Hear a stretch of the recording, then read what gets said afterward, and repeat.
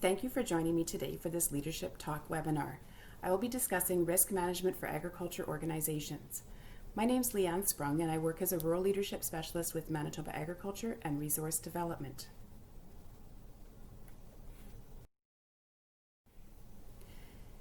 Manitoba Agriculture and Resource Development industry leadership staff provide free webinars to support agriculture organizations to build their organizational capacity.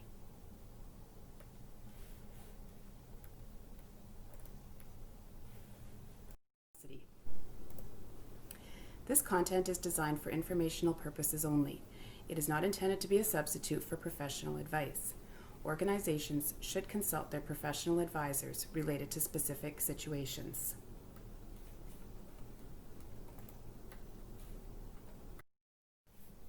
Risk is a reality for every individual and organization. Anyone who serves on the board of a not-for-profit organization quickly learns that things don't always run as planned. Board members work hard with staff and volunteers to have an organization that earns the support of members, donors, funding agencies, customers, and other stakeholders. The support is earned because the organization has earned a good reputation for delivering relevant and valued programs and services. This is not easy. There's always a degree of uncertainty about how things will turn out. Today we're going to cover the following topics: why organizations need to be aware of risk, how risk management fits into governance, types of risk, and tools to manage risk, as well resources to assist organizations. Let's start with some definitions. Risk is the chance of something happening that will have an impact on objectives. It is measured in terms of consequences and likelihood. Risk management includes the culture, processes, and structures that are directed towards the effective management of potential, opportunities, and adverse effects. Risk management process includes the systematic application of management policies, procedures, and practices to the tasks of establishing the context, identifying, analyzing, assessing, managing, monitoring, and communicating risk. These definitions are from the Chartered Professional Accountants of Canada website. Here is something to think about. Why does a board need to prioritize risk management for their organization? It's a multiple choice question, you'll see. Is it because the board is responsible for services? Is it because the board may be liable? Because the board must be aware of risks? Because the board is responsible for policies? Is it all of the above? If you chose E, you're correct. It's all of the above. As in other aspects of governance, in a not-for-profit organization, the board is responsible for establishing policy, approving decisions that are beyond the authority of staff, and overseeing the management of risk. A board may delegate much of the work involved in managing risk, but it can never delegate its responsibility for oversight. Remember that the board is responsible and potentially liable for the services run by the organization. Although risk is a reality of life, it's not something most people are comfortable discussing. This can be particularly true for not-for-profit organizations, where trusting relationships are valued. Raising the issue of risk may be embarrassing because it implies a lack of trust and confidence, but it is essential if the organization is to survive and succeed. Board member recruitment is a good opportunity to search for people who have some experience managing risk to complement the board skill base. Risk management is one component of board governance. The board development webinars offered by Manitoba Agriculture and Resource Development cover a number of governance components that are important aspects of risk management. Risk management is a process that, once understood, should be integrated into all aspects of your organization's management. I'm sure you're getting the picture by now that it is not a task to be completed and shelved. It needs to be monitored and updated regularly. Undertaking a risk assessment can seem like an overwhelming or intimidating task, one that many volunteer board members and possibly even staff feel unprepared or ill-equipped to tackle. You may find yourself and your organization on a continuum between being afraid, like Chicken Little, and ignoring or keeping your head in the sand, like an ostrich. hoping nothing bad will happen. Well, our approach is to encourage organizations to find a place in between these two extremes. Because the reality is, once you're woke to the risks and the potential implications of those risks, you cannot become unaware. Once you are aware, you just cannot ignore them, legally, ethically, or any other way. Fortunately, the process of making or tweaking a risk management plan is step by step, and there are many tools to assist organizations.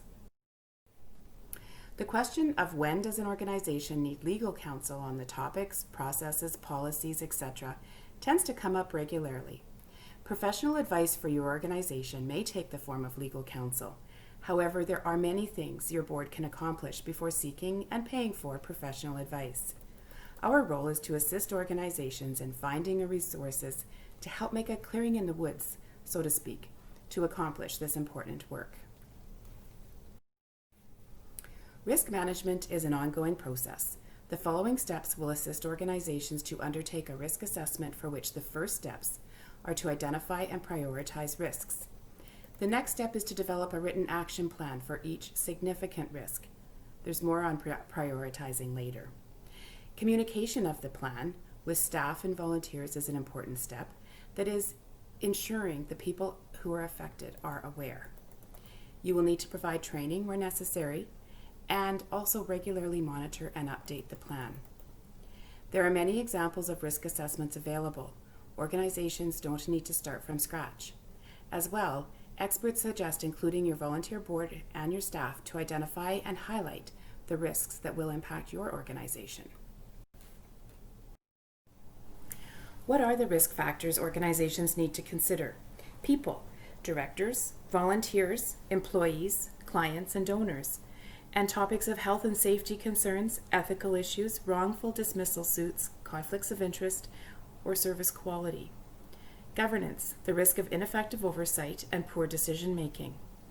Operational or program, the risk of poor service delivery, day-to-day crises, and misuse or neglect of human capital and other resources.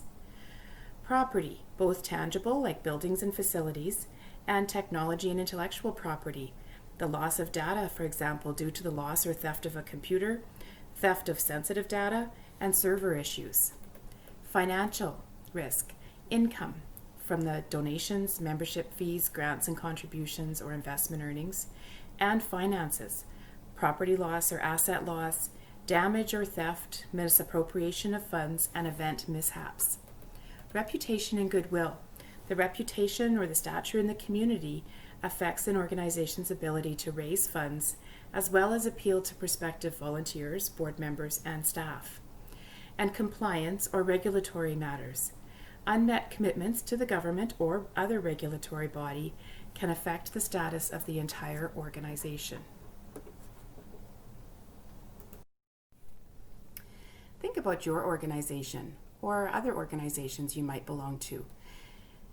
And looking at this list, identify what risk factor is most concerning to you right now. Perhaps you will make a note of a couple of those risks to look into or research after this webinar.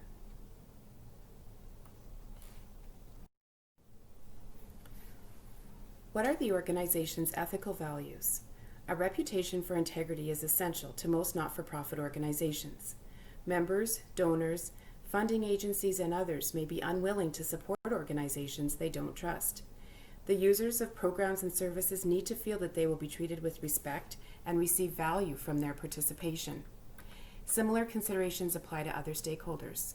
The loss of an ethical reputation can be devastating. The integrity of an organization depends on the behavior and actions of the people in it, who should all share the same understanding of ethics, that is, the values and standards that determine how board members, staff, volunteers, and other stakeholders behave and treat others. The standards, which are usually set out in a code of conduct, establish the boundaries of acceptable behavior and repercussions for lapses.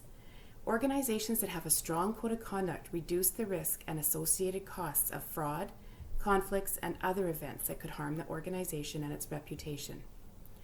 A code of conduct should be approved and championed by the board, communicated to staff, volunteers, contractors, suppliers, and business partners, and be enforced. If this is done well, the organization is likely to develop a reputation for honesty, integrity, and principled behavior. There are several areas of risk that may be addressed in a code of conduct, including individuals acting on behalf of the organizations committing illegal acts or failing to comply with laws and regulations, or individuals acting on behalf of the organization behaving in ways that, while not illegal, are damaging to the organization's reputation, such as disrespectful treatment of others or providing misleading information. Individuals behaving illegally for personal gain, for example, committing fraud or theft. And the code of conduct should include assessing things like individuals appropriately benefiting from their association with the organization. For example, receiving gifts from suppliers, making personal use of computers and other resources, or hiring close family members. There are 3 elements to the board's role in risk management. Risk direction is understanding what risks may prevent the organization from reaching its goals. This is best accomplished by the board or a designated risk committee. Risk oversight is monitoring the risk management system to ensure effectiveness. Best it's accomplished at both the board and committee levels. And risk control is making sure the organization is moving in the right direction. It's best accomplished by an audit committee. Before an organization decides how it will manage each of the risks it has identified, it needs to assess them to determine how they might affect the organization and its objectives. This usually involves considering how frequently the risk is likely to occur and how severe its consequences might be. A commonly used technique for doing this is known as risk mapping, which uses a matrix that can assess specific risks by displaying the relationship between their potential frequency or likelihood and the severity or impact. The results of the assessment can be used to decide how to manage the risks. Another example of risk mapping is this risk priority matrix, which has added cells to place the individual risks and the likelihood and impact of them. Choose the risk mapping format that works best for your organization.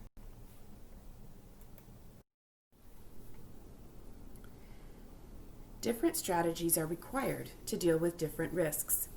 Some may require a combination of the following strategies: avoiding the risk, stop doing the activity or fix the problem, mitigate the risk, plan for the possibility in the form of policies, procedures, guidelines, and training, and proceed. Transfer the responsibility. You could purchase insurance or outsource to transfer the responsibility for the risk to someone else. When working with partners or contractors, be sure to check what their insurance coverage or policies are prior to engaging in events or activities. Likewise, you may be asked to provide your organization's insurance certificate to prove coverage. Not all risk can be transferred. And finally, accept the risk. Some activities have risks that cannot be avoided and are unlikely to occur or would not cause serious harm to the organization. It may make more sense to accept the risk and monitor. Liability of directors. A director who fails to fulfill their fiduciary or legal duties may be liable, and by liable they may be responsible for whatever the consequences of not meeting the duty entails. Consequences usually refers to the damage or loss experienced by someone, and being responsible usually means having to pay for it. Identifying potential liability. When a law is broken, when a contract is breached or violated, or when an act or failure to act, whether it's intentional or unintentional, causes injury or damage to another party. Here's a little more on the methods of transferring the risk. Incorporation. If you are part of an organization not yet incorporated, it is a step to help transfer the risk to the board and away from the individual directors. Indemnification and insurance will both have more information in the next slides. Indemnification. To mitigate risks, most organizations indemnify their directors for liability. This means to put someone back in the same financial position they were before the incident. An indemnified director would be compensated for legal fees, fines that were paid under a statute, a financial settlement that resulted from a lawsuit, and any other legal obligation that a director was required to fulfill. This is something for you to look for in your board's bylaws or constitution. Indemnification is only as good as the organization's ability to pay it. If in doubt, ensure that your organization has directors and officers liability insurance. Insurance can be complex, so be sure you know what your policy covers and how much. Insurance is a form of risk management. Taking out insurance transfers the responsibility for specific types of risk to a third party. But there's more to risk management than insurance. Many risks, such as damage to an organization's reputation, cannot be insured against. Directors and officers liability insurance provides personal financial protection for board directors and officers against liabilities imposed while performing their duties. This is especially useful in covering legal costs if a frivolous lawsuit is brought against the board or its members. Organizations should also consider property insurance, such as fire, theft, and water, even if they do not own real estate, and liability insurance for the organization, not only the board. Important to remember is that insurance cannot protect against deliberate fraud or negligence by directors. Board members must still act prudently within their authority and without negligence to minimize their personal liability.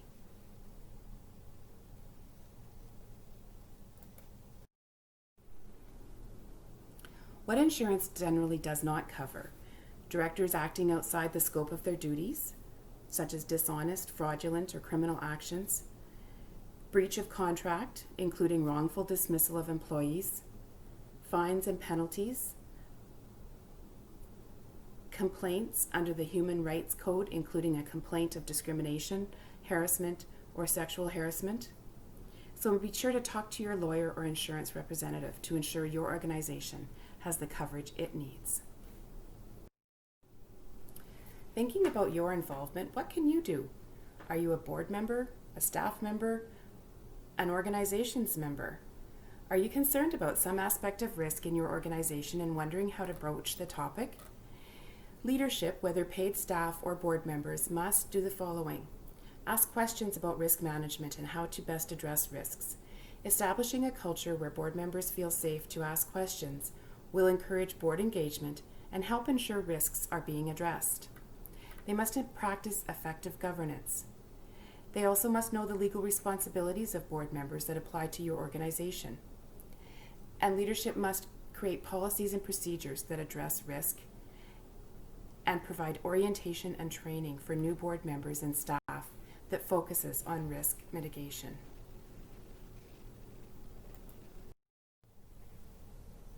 Here's a challenge for you. What can you practically do in the next 90 days, given your resources? Some ideas include creating an emergency contact list, creating a task force on a critical key risk, or forming a risk committee to create a risk map. What will you do to take that first step?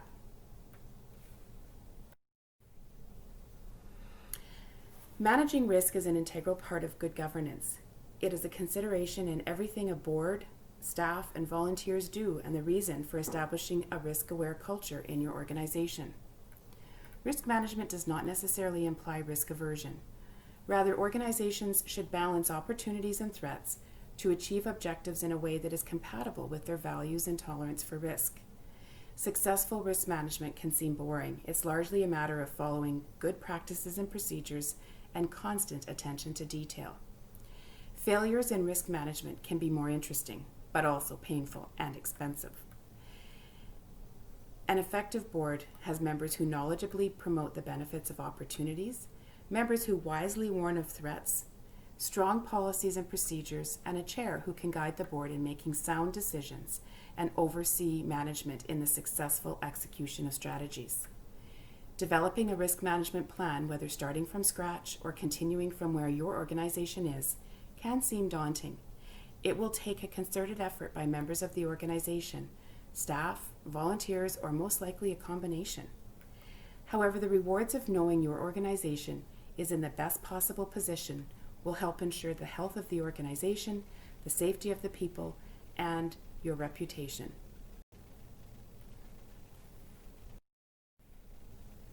We have used this resource for reference for much of this presentation. You can download it free at the website on the screen and search this title, 20 Questions Directors of Not-for-Profit Organizations Should Ask About Risk. This publication is reviewed annually for relevance and accuracy. The website is cpacanada.ca.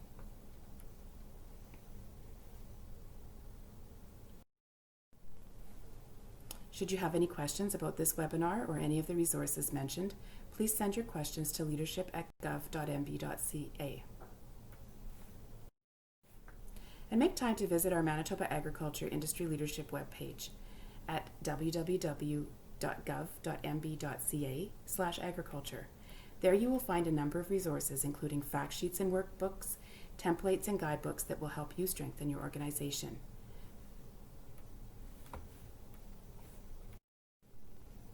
The website contains lots of information related to starting an organization, developing a strategic plan, being a board member, board operations, dissolving an organization, and more. The resources section also includes a number of tools and links that you will find helpful.